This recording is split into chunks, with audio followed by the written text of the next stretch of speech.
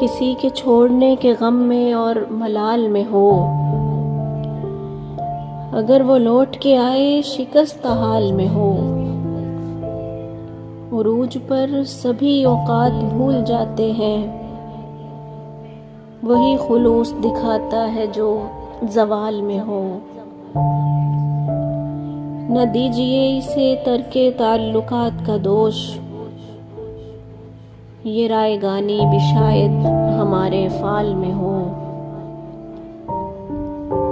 کوئی تو شام یوں اترے دریچہ شب پر،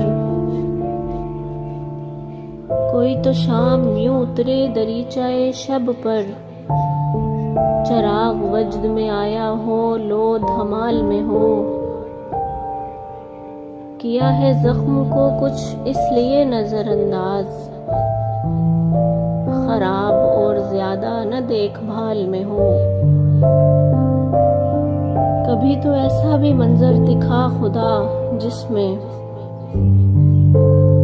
کبھی تو ایسا بھی منظر دکھا خدا جس میں، پرندہ قید سے باہر شکاری جال میں ہو۔